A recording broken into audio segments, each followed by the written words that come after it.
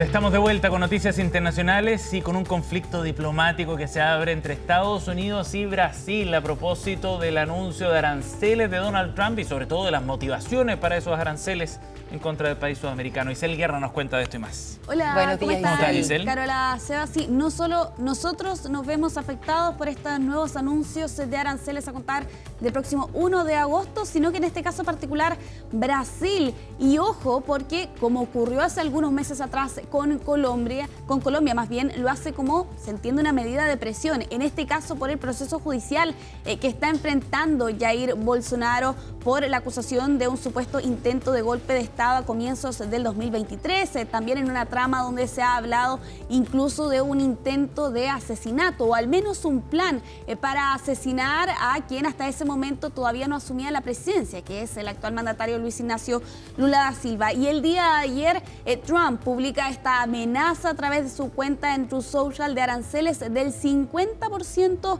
para Brasil a contar del próximo mes en una carta que es enviada al mandatario brasileño y que posteriormente también es publicada a través de su red social en Truth Social. Básicamente el punto principal que esboza aquí Trump es que está acusando que se está llevando a cabo una caza de brujas que debe terminar inmediatamente, y aquí el presidente brasileño respondía por lo demás también a través de las redes sociales. Brasil es una nación soberana con instituciones independientes y no aceptará ninguna forma de tutela.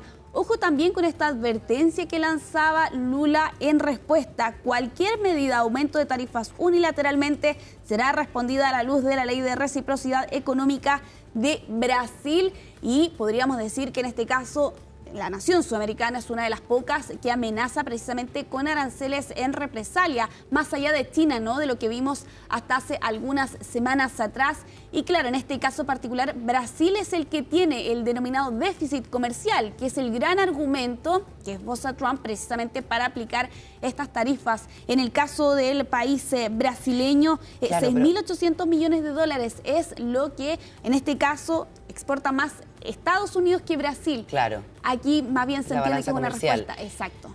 Y esto pasa días después de lo que estamos viendo en pantalla, ¿cierto? Que Brasil fuera el anfitrión de la cumbre de los BRICS, que Exacto. es mirado con mucha reproche por Estados Unidos porque involucra países como China, como Irán, en fin.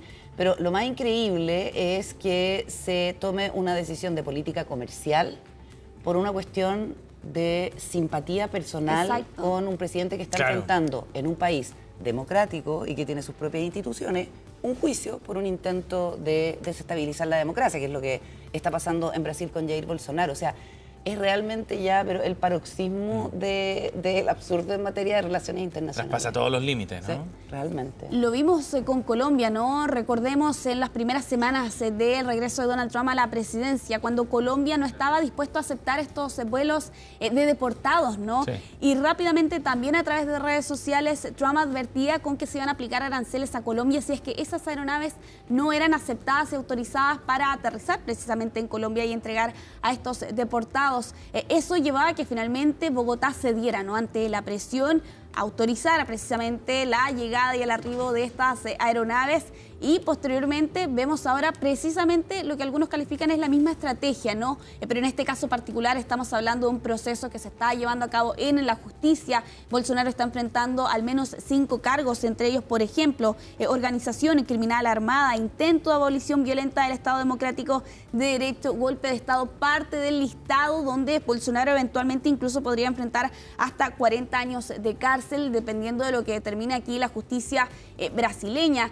Y claro, con esa cercanía evidente y notable que vimos eventualmente, más bien lo vimos en su momento, entre estos dos líderes, ¿no? Entre Jair Bolsonaro y Donald Trump, con visitas recurrentes. Recordemos que tras el fin del mandato de Bolsonaro, él fue hasta Estados Unidos en las primeras semanas. Allí tuvo algunos encuentros, por cierto, con Donald Trump. Y claro, ahora con esta advertencia o amenaza más bien que lanza Trump a Brasil con estos aranceles del 50%. Y uno no sabe si esto va a ser el inicio de una negociación, si claro, es solamente una bravata, si es otra más de las muestras de este término nuevo que se ha utilizado del taco, ¿cierto? Claro. Trump always chickens out, que es como que hace un anuncio pero después se echa para atrás, se acobarda, se agallina. Eso es como lo que se está diciendo, porque es un estilo de negociación o no sé, es un estilo de imponer un cierto principio, pero es como de tejo pasado, es como que de ahí se empieza a negociar.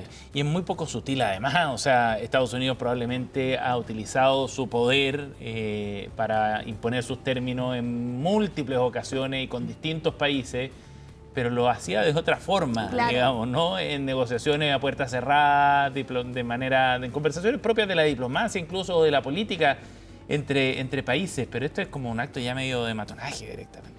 Y siempre utilizando las redes sociales, ¿no? Que es otro de los sellos y de las características que tiene Donald Trump. Todos los problemas. Exactamente, y con anuncios que por lo demás hace, y bueno, habrá que ver en este caso finalmente si es que se concreta. La fecha entonces en el calendario puesta el 1 de agosto, al igual que el 50% de aranceles para el cobre. Nuestro país, por cierto, uno de los principales países que Estados Unidos requiere precisamente para abastecerse con ese producto. Vamos a ir avanzando en esta revisión internacional.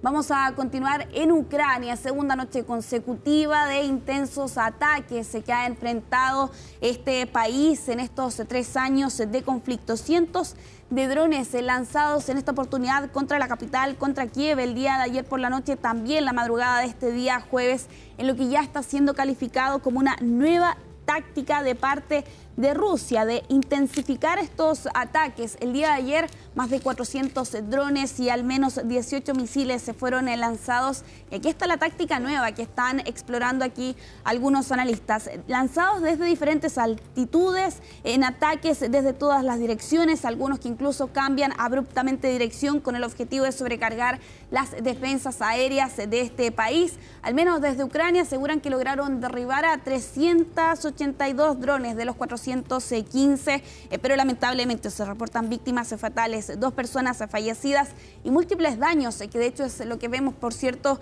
en las imágenes. Casas, edificios residenciales, oficinas, también un centro de salud. Todo esto cuando ya en la noche anterior se había reportado el lanzamiento de 728 drones, en lo que se consideraba este nuevo cambio en la estrategia de Rusia precisamente para atacar Ucrania, y lamentablemente en estas conversaciones que parecieran no avanzar a ninguna parte.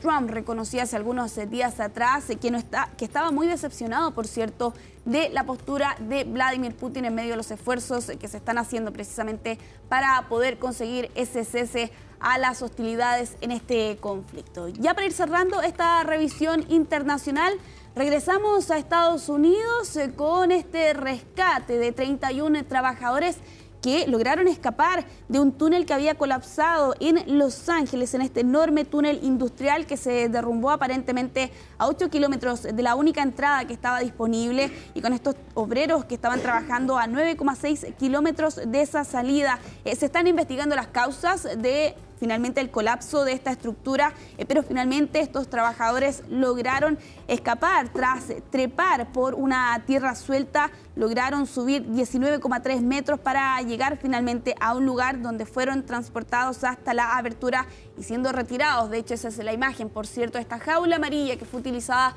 para poder sacar y retirar a estos 31 trabajadores que lograron escapar del colapso de este túnel. Afortunadamente, algunos lesionados, pero sin heridas graves que puedan suponer un peligro para la vida de estas personas. Aquí las autoridades locales, por cierto, respiraban bastante aliviadas el día de ayer por la noche tras concretarse este rescate. Muy bien, muchas gracias, Isel. Gracias, Que esté muy bien, nos vemos. 9:10, nos vamos a